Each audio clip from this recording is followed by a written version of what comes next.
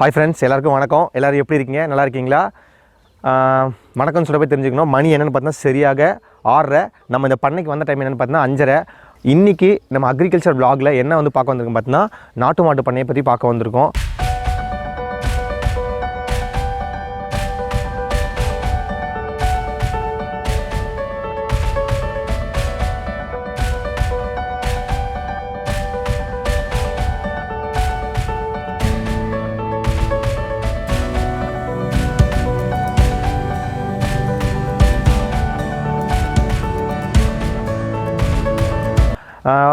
அதுக்கு முன்னாடி ஒரு எக்ஸாம்பிள் போய்டும்.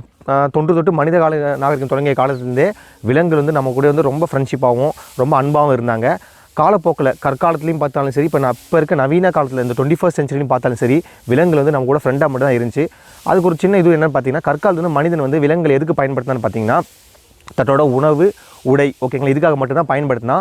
நாகரிகம் கொஞ்சம் கொஞ்சமாக வளர்ச்சியடையே எப்போ வந்து நெருப்பை கண்டுபிடிச்சானோ விலங்கு வந்து என்ன பண்ணான்னு பார்த்தீங்கன்னா அவன் பழக்க ஆரம்பித்தான். எப்படி பழக்கணும்னு பார்த்தீங்கன்னா, அவன் வந்து அந்த நாடோடி வாழ்க்கையை விட்டுட்டு என்ன பண்ணால் ஒரே இடத்துல இருக்க ஆரம்பித்தான். ஆற்றங்கரை ஓரமாக வந்து என்ன பண்ணால் குடிசை போட்டு அங்கேயே தங்க ஆரம்பித்தான். தனக்கு தேவையான பொருட்கள் வந்து என்ன பண்ணால் அவனே உற்பத்தி பண்ண ஆரம்பித்தான். அங்கேயே வந்து ஒரு விவசாய நிலத்தை எடுத்து மாட்டை வந்து எதுக்காக முற்றிலும் பயன்படுத்தினா பார்த்தீங்கன்னா ஏர் உழுதல். இந்த மாதிரி ஏர் உழுவதுக்காகவும் அந்த சுமையை எடுத்துகிட்டு போகிறதும் மாட்டையும் குதிரையும் நாயையும் பழக்க ஆரம்பித்தான். உணவுக்குன்னு தள்ளிட்டு என்ன பண்ணிட்டான், அவனோட விவசாய பொருட்களை எடுக்க ஆரம்பித்தான். அப்பையும் சரி, இப்போ இருக்க 21st சென்ச்சுரி விலங்குகள் வந்து நம்ம கூட வந்து ஒரு நல்ல வகையான ட்ராவல் மட்டும் தான் வந்துகிட்டு இருக்குது. பட் இப்போ என்ன இருக்குது பார்த்தீங்கன்னா, விலங்குகளோட தேவை வந்து முற்றிலுமாக மாற ஆரம்பிச்சு. இப்போ வந்து இந்த விலங்குகள் வந்து எதுக்கு பார்த்து விவசாயம் மற்றும் விவசாயம் சார்ந்த உபத்தொழில்கள் எதுக்கு வருதுன்னு பார்த்தீங்கன்னா, ஒரு லாபம் தர பொருட்களை மட்டும்தான் எல்லோரும் பார்க்குறாங்க. அப்படி லாபம் இல்லைன்னு சொன்னால் அந்த தொழில் வந்து எல்லோரும் விட்டுடுறாங்க. இப்போ இருக்க காலகட்டத்தில் விவசாயம் வந்து ஒரு எப்படி சொல்கிறது என்னென்னு பார்த்தீங்கன்னா லாபம் ஈட்டாத தொழிலுங்கிறதால இளைஞர்கள் எல்லாமே விவசாயம் சார்ந்த உபத்தொழில்கள் சொல்லக்கூடிய இந்த பண்ணை வளர்ப்பு, மீன் குஞ்சு வளர்ப்பு, கோழி பண்ணை வளர்ப்பு, இந்த மாதிரி சில தொழில்கள் இறங்குறாங்க. அது லாபம் கண்டுட்டு வராங்க. அப்படிப்பட்ட ஒரு ஆளை தான் இன்றைக்கி நம்ம பார்க்க போகிறோம். அப்படிப்பட்ட இடத்துல நம்ம இன்றைக்கி இருக்கோம். ஸோ வீடியோக்குள்ளே வாங்க, அவரை இன்றைக்கி பார்ப்போம்.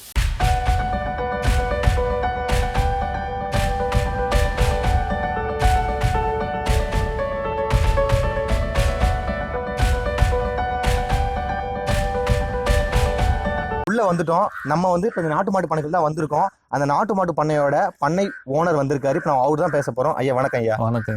வணக்கம். உங்க பேர் ஐயா? என் பேர் பாஸ்கரன். பாஸ்கரன். இந்த பண்ணையின் பேர் என்ன ஐயா? கபிலன் பண்ணைப்பா. கபிலன் பண்ணை. இந்த பண்ணை தொடங்கி எத்தனை வருடங்கள் ஆகுது ஐயா? இது வந்து நான் 3 வருடமா வச்சிருக்கிறேன். வீட்டுல கண்ணுட்டியா வாங்கி வளர்த்தேன். சரி. நான் வந்து இப்ப மாடுங்க 1 வருஷமா பால் கறந்துன்னு அப்படி வச்சுன்னு இருக்கிறேன். இன்னும் மாடுங்கெல்லாம் கறக்க பெருசா ஆகலான்னு ஒரு எண்ணம் இருக்குது எனக்கு. சரிங்க ஐயா. இப்ப வந்து எவ்வளவு பண்ணை இருக்கு? மீன் குஞ்சு பண்ணை வளர்க்கலாம், கோழி பண்ணை வளர்க்கலாம், ஆட்டு பண்ணை இருக்கு. இந்த பர்டிகுலர் இந்த நாட்டு மாட்டு பண்ணை உங்களுக்கு ஆர்வம் ஏதாவது வந்திருக்கும், ஏதாவது ஒரு தாக்கம் வந்து உங்க மேல அடைஞ்சிருக்கும். இந்த நாட்டு மாட்டு பண்ணையால எனக்கு இந்த இதெல்லாம் பிடிச்சிருக்கு, எனக்கு மாடு வந்து ஒரு தெய்வம் மாதிரி, அந்த மாதிரி சில வகையான கான்செப்ட் இருக்கும். இப்ப எனக்கு வந்து சின்ன வயசுல என்ன பார்த்தா ஒரு மாட்டு பண்ண வைக்கணும்னு ஆசை.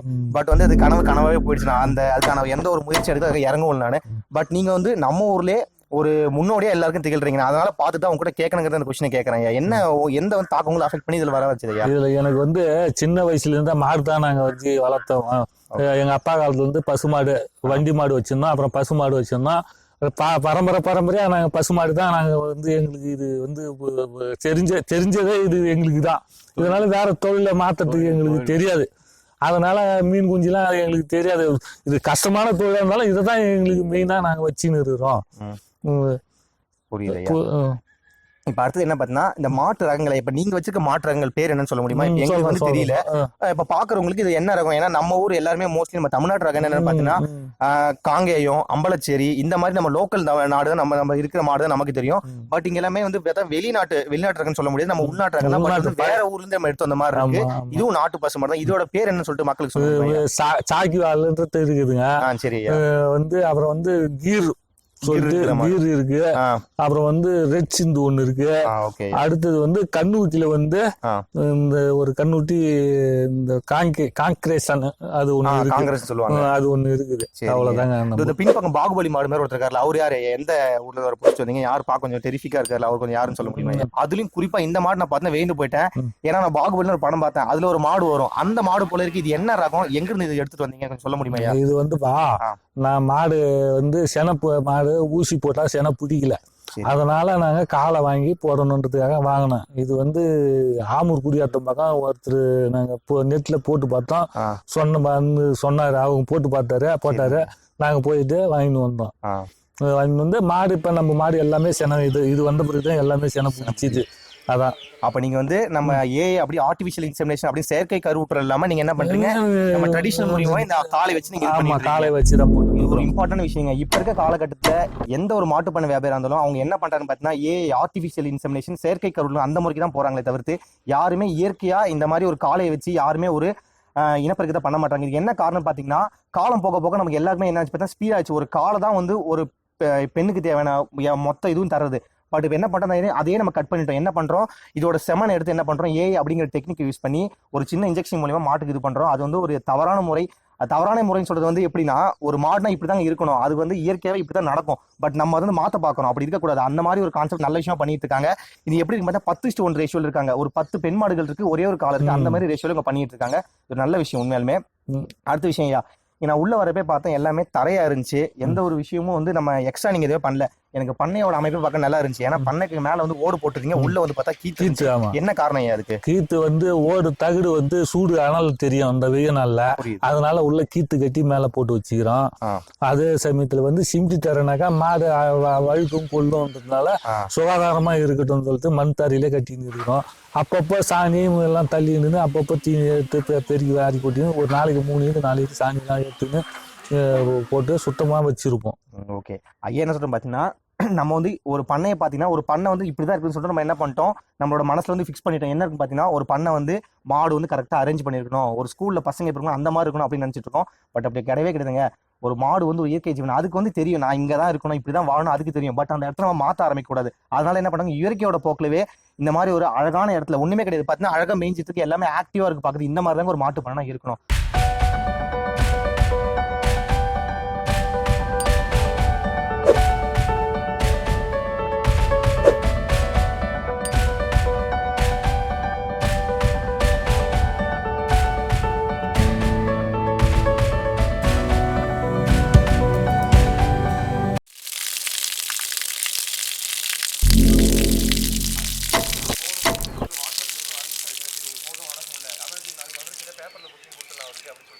யாரை பார்த்துருக்கு பார்த்தா நம்மளோட இந்த பண்ணையோட ஹீரோவை பார்த்துட்டு இருக்கோம்.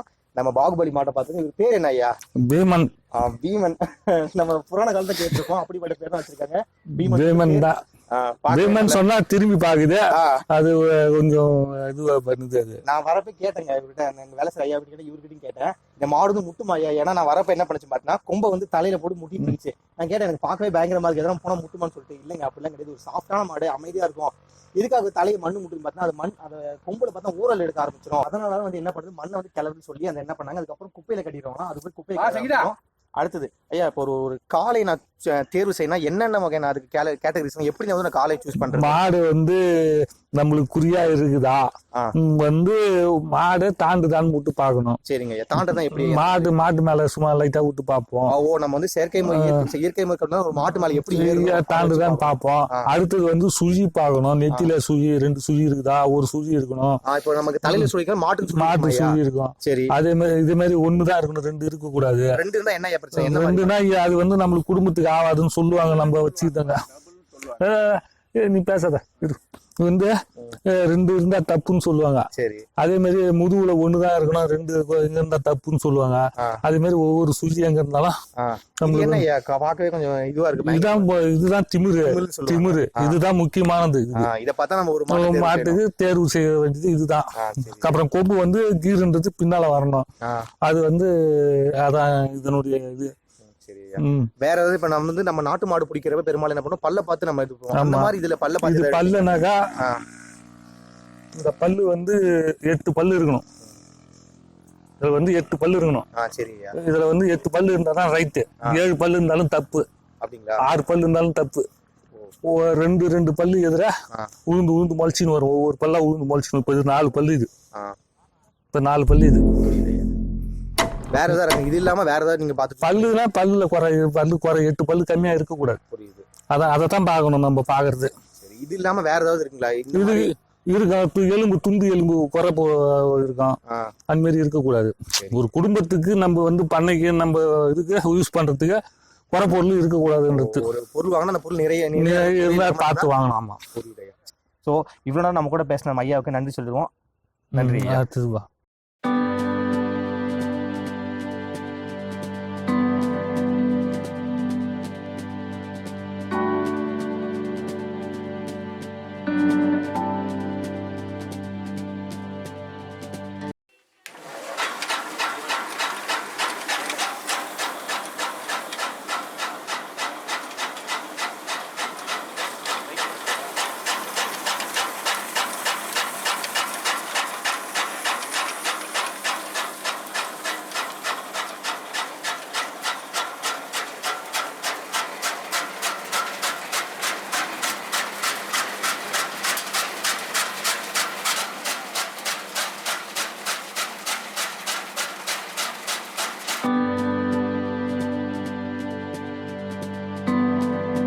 இப்போ நீங்கள் பார்த்துருப்பீங்க, இது பேர் சாஃப் கட்டர் மிஷின் சொல்லுவாங்க.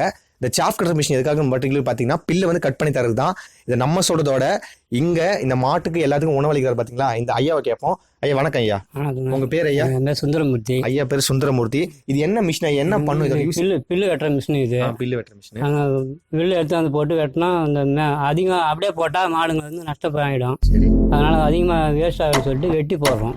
ஓகே. மாட்டுக்கு எல்லா தீவனும் நல்லா சாப்பிட்றோம். ஒவ்வொரு இடமும் எடுத்து வச்சோம்னா பூரா கிளீனாக சாப்பிட்றோம். சரிங்க ஐயா. ஸோ ஐயா சொல்கிறபடி பார்த்தீங்கன்னா நம்ம வந்து முதல் பில்லு போட்டிருப்போம். ஆனால் இப்போ வந்து தீவன புல்லுங்க பார்த்தீங்கன்னா நல்லா நீட்டாக வளரக்கூடியதாக இருக்கும். அதை வந்து நம்ம மாட்டுக்கு அப்படியே போடுறப்ப அது வந்து செலவினங்கள் அதிகமாகும். அது போக என்ன பண்ணுது பார்த்தீங்கன்னா மாடு வந்து இந்த ஃபுல் தீவன புல் போடுறப்ப அதை மெரிச்சு அது மேலே கோமியம் போய் இல்லை சாணி போய்ட்டு அந்த இது அது சாப்பிட முடியாமல் பண்ணிடும். பட் இந்த மாதிரி ஐயா சொல்கிற மாதிரி இந்த தீவன புல் கட்டுற மிஷினால் இது வெட்டி சின்ன சின்னதாக போடுறப்ப ஒரு மாட்டுக்கு தேவையான அனைத்து தீவன புல்லும் அது கிடைக்குது. அது போக வந்து வேஸ்ட் ஆகாமல் எல்லாத்தையும் சாப்பிடுன்னு சொல்கிறாரு. சரி, நன்றி ஐயா. நன்றி.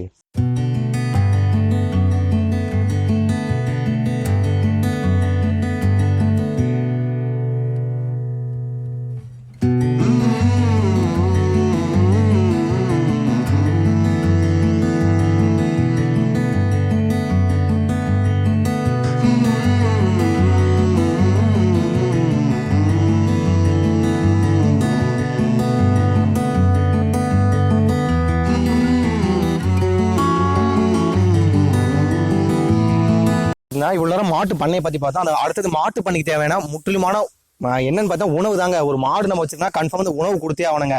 நம்ம வீட்டில் இருக்க மாதிரி வந்து தோசையோ இட்லியோ மாடு சாப்பிடாது. அதுக்கு தேவையான உணவு தான் நம்ம கொடுக்கணும். அப்பதான் மாடு சாப்பிடும். அதுல எல்லாருக்குமே கிடைக்கிற ஒரு மாடு நம்ம கன்ஃபார்ம் இந்த வச்சு ஆகணும். என்னன்னு பார்த்தீங்கன்னா இந்த வைக்கோலுங்க. வைக்கோல் வந்து எப்படி தேர்வு செய்யணும், அதை வந்து எப்படி அமைக்கணும், அதை போர்னு சொல்லுவாங்க. அப்படிப்பட்ட வந்து ஒரு போரை எப்படி அமைக்கிறது, வைக்கல் வந்து எந்த மாதிரி சேமிக்கணும்னு சொல்லிட்டு எல்லாத்தையும் நமக்கு அந்த வைக்கல் எக்ஸ்பர்ட் ஐயா அவுட் நம்ம கேட்க போறோம். வணக்கம் ஐயா. வணக்கம். உங்க பேர் ஐயா? சுப்பிரமணியம். சுப்பிரமணியம். என்ன ஐயா என்ன தொழில் பண்றீங்க? என்ன இது? வைக்க போறேங்க. வைக்க மாட்டுக்கு தீவனம். மாட்டுக்கு தீவனம். இதை கொண்டாந்து இறக்கிறோம். நானேயாவது ஒரு 2 பக்கம் கழிச்சு சீர் பண்ணி வைப்பா வச்சா மறுபடியும் நல்லா இருக்கும். போர் நானும் சின்ன வயசுல பாத்துருக்கேன். ஒரு போர் வந்து பாத்தீங்கன்னா இந்த மாதிரி ஒரு குடில் மாதிரி ஷேப்ல அமைக்க என்ன காரணம்? அதுக்கு எதுக்காக அந்த மாதிரி அமைக்கிறீங்க? நம்ம அப்படியே போட்டு போயிடல, தரையில போட்டு மொட்டமா வச்சிடலாம், அந்த மாதிரி தான் போடலாம். ஏன் வந்து இந்த மாதிரி ஒரு ஷேப்ல போடுறோம்? அப்படியே போட்டோம்னாக்கா மாடு நல்லா சேதமா போடும். புரியுது. இந்த மாதிரி ஒரு அமைப்பு போடுறப்ப மழை தண்ணி போட்டா மழை பெஞ்சு சரிஞ்சிடும். எல்லா தண்ணியுமே சரிஞ்சு கீழே போயிடும். ஸோ நல்லா தெரிஞ்சுங்க, நம்ம ஒரு வைக்க போற அமைக்கிறது ஒரு முறையான நம்ம எப்படி ஒரு வீடு கட்டுமோ அதே போலதான் வைக்கல் சேமிக்கணும். ஏன்னு பாத்தீங்கன்னா இந்த வைக்கல் வந்து எப்பயுமே தேவைப்படும் நமக்கு. ஓகேங்களா? மாட்டுக்கு வந்து பில்லு கிடைக்காட்டில் நம்ம அட்லீஸ்ட் வைக்கலாக போகணும் அப்படிங்கிற கான்செப்ட் தான் வைக்கல் வாங்குறோம். அந்த வைக்கல் அமைக்கிறது என்னன்னு பார்த்தீங்கன்னா குடில் மாதிரி ஷேப்ல அமைக்கணும். பாத்தீங்கன்னா இந்த மாதிரி போர் ஷேப்ல போட்டிருப்பாங்க. மழை தண்ணி மேலே பட்டாலும் வீட்டில் நமக்கு எப்படி தண்ணி போகுமோ அந்த மாதிரி போகும்னு சொல்றாங்க. ஐயா அடுத்த டவுட் ஐயா, இப்போ இந்த ஒரு வைக்க போற மாதிரி இருக்கு, அது பார்த்தீங்கன்னா உருண்டையா இருக்கு. என்ன காரணம் இருக்கு? அது வேற அங்கே ரோல் ஆகி அட்டாடுறது ஒல்லிலே. இது வந்து என்னன்னு பாத்தீங்கன்னா அடுத்தது இல்ல வண்டி மிஷின்ல போய் அந்த மாதிரி வைக்கலுது. இப்போ இதுக்குன்னே தனியாக மிஷின் வந்து என்னன்னு பார்த்தீங்கன்னா உங்களுக்கு தீவன செலவு குறைக்கணும், ஈஸியாக அடுக்கி வைக்கணும். அந்த மாதிரி என்ன பண்ணிட்டாங்க, டிராக்டருக்கு பின்னாடி ஹேர் ரோலர் சொல்லுவாங்க, அந்த மாதிரி என்ன பண்ணிட்டு வண்டியை ஓட விட்டு உருண்டி ஆக்கி என்ன பண்றாங்க அந்த மாதிரி வச்சப்போ அந்த மாதிரி பொருளுங்க அடிக்கலாம் ஐயா. சரி, நன்றி ஐயா. ரொம்ப